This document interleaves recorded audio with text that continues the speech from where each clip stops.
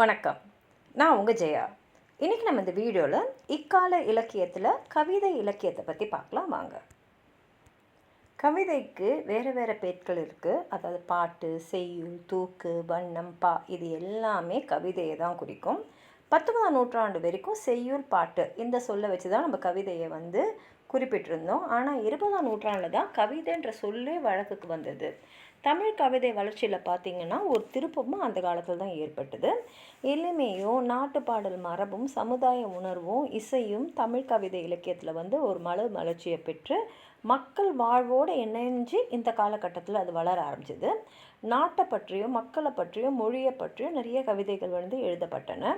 வள்ளலார், மயிலாடுதுறை வேதநாயகம், சென்னிமலை அண்ணாமலை ரெட்டியார், பேராசிரியர் சுந்தரம் பிள்ளை இவங்க எல்லாம் தான் இந்த மாற்றத்துக்கு அடித்தளம் அமைச்சவங்கன்னு சொல்லலாம்.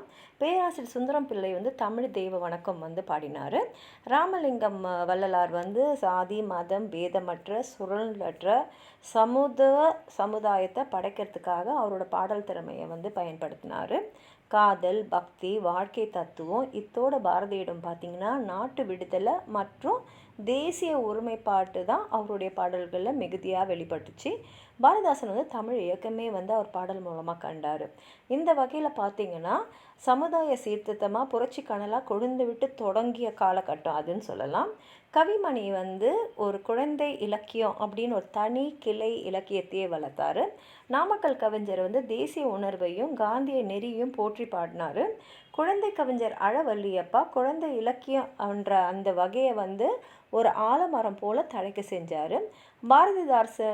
பாரதிதாசன் பரம்பரையில் மற்றவங்க எல்லாம் அதாவது அவருக்கு அடுத்து வந்த கவிஞர்கள் எல்லாம் சமுதாயத்தை ஒரு குத்தி எடுத்து தரம் பார்க்கும் குத்தூசைகள் மாதிரி புறப்பட்டார்கள். பெரியசாமி தூரன், உளுந்தூர்பேட்டை சண்முகம், மின்னூர் சீனிவாசன் இவங்கெல்லாம் இசைத்தமிழுக்கு ஒரு ஆக்கம் தேடினாங்க.